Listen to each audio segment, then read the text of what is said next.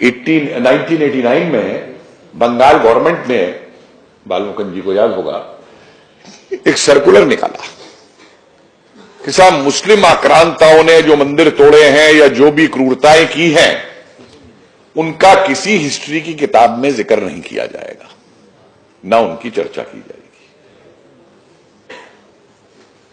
Secularism. और इस तरीके की चीजें करके, जो 47 के बाद की बात आती है, आप समाज को और बांटना चाहते हैं। एक इतिहासकार होने के नाते इस देश को आगे ले जाने के लिए मेरा यह फर्ज बनता है कि अगर संप्रदायों के बीच में, समुदायों के बीच में आपस में कोई खाई है तो मैं उस खाई को पाटूं। मैं पुल बनाने की बात भी नहीं करता, क्योंकि पुल बनाओगे तो लकड़ी का बनाओगे, स्टील का बनाओगे, किसका बनाओगे, टूट सकता। मैं तो खाई पाटने की बात करता हूं।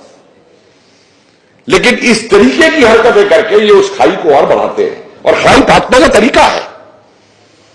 उदाहरण देता हूं मैं कि जब पार्टीशन हुआ तो लाखों केस ऐसे हुए जिसमें रेप हुआ, मर्डर हुआ, वायलेंस हुई, लूटपाट हुई। सही बात है, हुई, जो इनकी सारी इतिहास की किताबों में लिखते हैं। किसी इनके इतिहासकार की किताब उठा लीजिए। लेकिन उस काल में ऐसा भी हुआ कि कुछ लोगों ने अपनी जान भी दी पड़ोसी को बचाने के लिए, जान पे खेलकर भी पड़ोसी को बचाया। क्या वो इतिहास नहीं है? उसको क्यों नहीं किताब में लिखा जाएगा? और तब इतिहासकार का यह काम बनता है कि यह बारबेरियनिज्म था, यह मानवता थी। आज हमें देश को आगे बढ़ाने के लिए इस मानवता की जरूरत है, हमें इससे आगे चलना है। अलाउद्दीन खिलजी ने जिस समय गुजरात पे आक्रमण किया, 1299 में करवाया, दोनों उसके, वो उलग खान और वो सिर खान जो गए वहां पे, राजा बाघेला की दोनों पत्नियों को, पत्नी और पुत्री, और उसे कमला देवी और देवल देवी को जब वो उठा करके ले आए और दिल्ली भेज दी। हमारे निजामी साहब, हबीब निजामी साहब, पता क्या लिखते हैं इतिहासकार? बड़े सम्मान के साथ उनको दिल्ली भेजा गया। बड़े सम्मान के साथ उन बिचारियों ने स्वीकार किया होगा उसके हरम में रहना और धर्म परिवर्तित होकर उससे शादी करना। मतलब क्या तरीका है इस चीज को लिखने का? और जो चीज रानियों के साथ हुई वो आम जनता के साथ क्या हुई होगी, आम स्त्रियों के साथ क्या हुई होगी, ये क्यों नहीं समझाते किसी को? ये क्यों नहीं बताते इसको? लिखते हैं कि सोमनाथ के मंदिर पे जो अटैक हुआ, वो तो रोमिला तो था पड़ी, अब ये कहती है कि अटैक ही नहीं हुआ, कि जो अटैक हुआ उसका उद्देश्य जो है वो धार्मिक नहीं था, वो केवल लूटपाट करना था, धन इकट्ठा करना था अपना साम्राज्य बनाने के लिए। तो हमने एक सवाल पूछ लिया, हमने कहा भाई फिर एक बात बताओ, अगर केवल धन लूटना था तो फिर मूर्तियां क्यों तोड़ी गई? और तोड़ी ही नहीं गई, उनको बैलगाड़ी में रखवा करके दिल्ली भेजा गया, जैसे उनको चुनवाया जा सके नीचे के, उनके ऊपर से पैर आदमी रख करके जा सके। काबुल तक भेजी गई।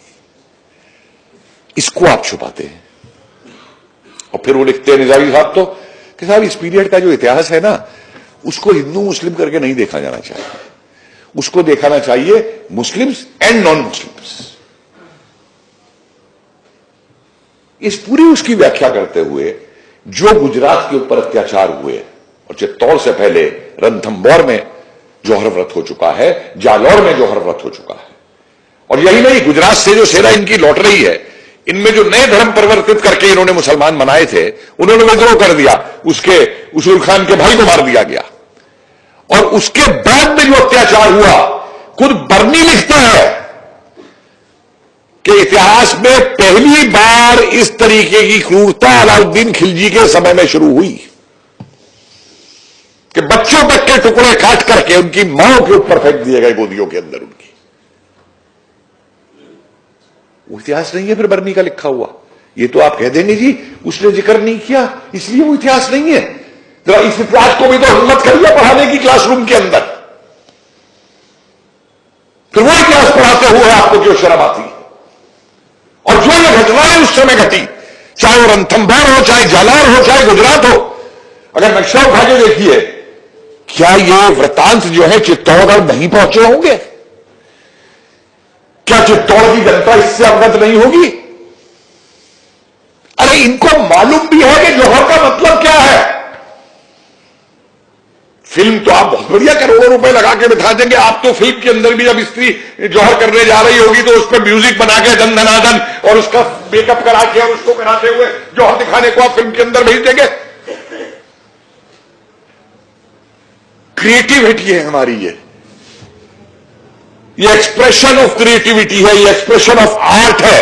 मैंने एक टीवी चैनल में इनसे कहा, जी मैं जानता हूं आप क्रिएटिविटी के नाम पे क्या करते हैं। वो नाचा साहब कोई बोल रहे थे इनके, और कोई और प्रोड्यूसर बैठे हुए थे इनकी एसोसिएशन के प्रेसिडेंट। मैंने कहा हम बच्चे थे या कॉलेज तक हमने देखा कि जब कोई रेप सीन आता था फिल्म के अंदर तो फिल्म काट दिया जाती थी।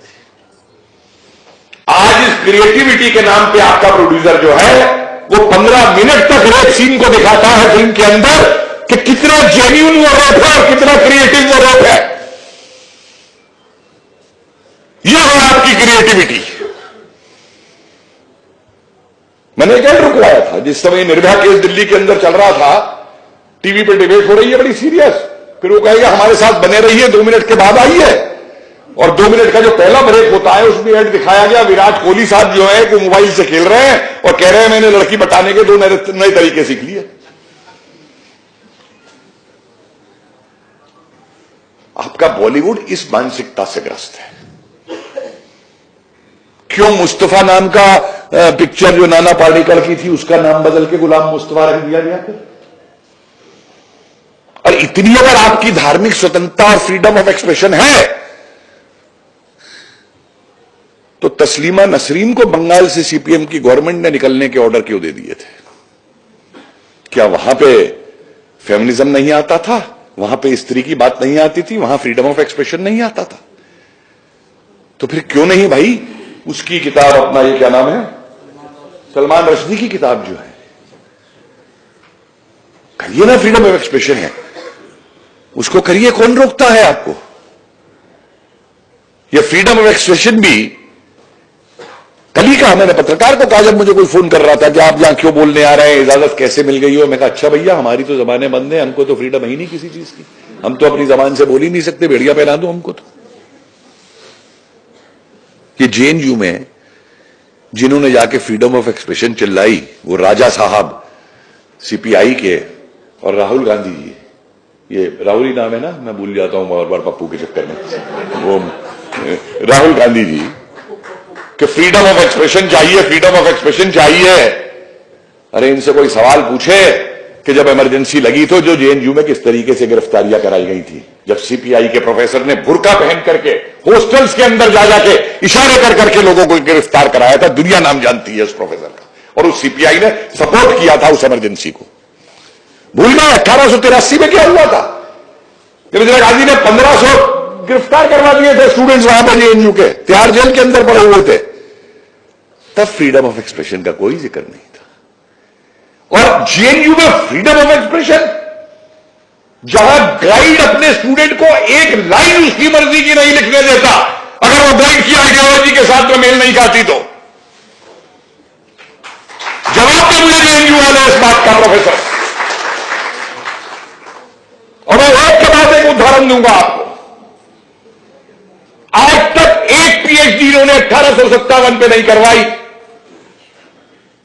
जिसे ये फ्यूडल रिवोल्ट मानते हैं, और ये भूल गए कि अंग्रेजों की सारी नीति जो थी भारत के ऊपर जो बनी थी वो 1857 के एक्सपीरियंस के ऊपर बनी थी। कास्टिज्म जैसे अंग्रेजी शब्दों को इस्तेमाल करके भारतीय समाज की व्याख्या करने वाले भूल जाते हैं कि कास्ट का पोर्चुगीज वर्ड है जिसका मतलब रेसिज्म है। रेसेस इनके कितने वो हैं जिन्होंने कभी आर्काइव में बैठ के उन फाइल्स को देखा हो, जो हमारी कम्युनिटीज थी जो कभी कास्ट नहीं हुई थी, उनको एक स्ट्रोक में 1871 की सेंसस के अंदर उनको कास्ट में बदल दिया गया।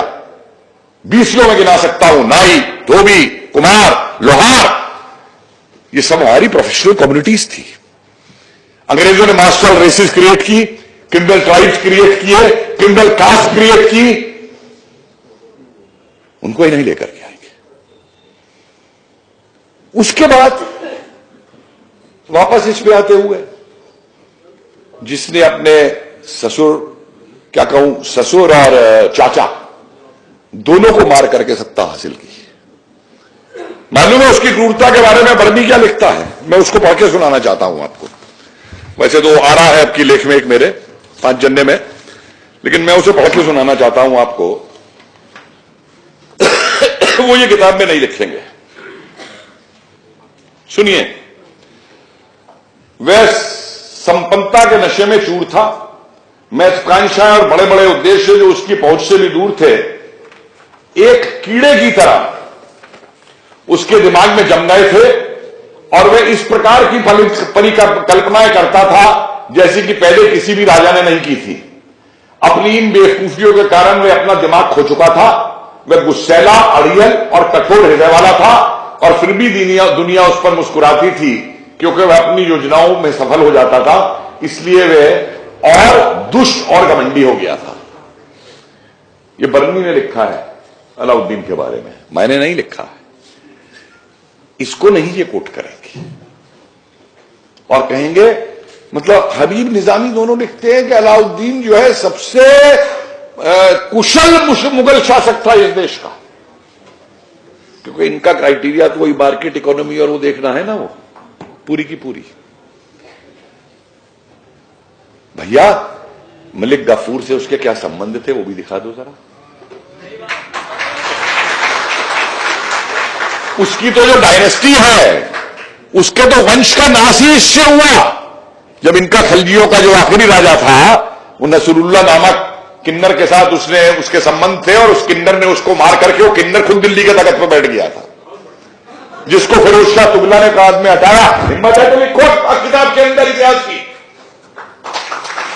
बहुत अच्छा इतिहास। तुम हमको कहते हो कि हम मिसाइल लाना चाहते हैं इतिहास के अंदर, हम इतिहास का डिस्टॉर्शन करना चाहते हैं, हिंदूवाद फैलाना चाहते हैं। अरे तुमने क्या फैलाया इस इतिहास के अंदर? जवाब दो मुझे। आज मेरे आगे डिबेट करने नहीं आते, भाग जाते हैं, क्योंकि लॉजिक पर बात करता हूं। लॉजिक पर जवाब दीजिए मुझे आप इतिहास के ऊपर। वहां भी करके इधर उधर देखते हैं और बोलते हैं उधर लेकर। आप जवाब दीजिए।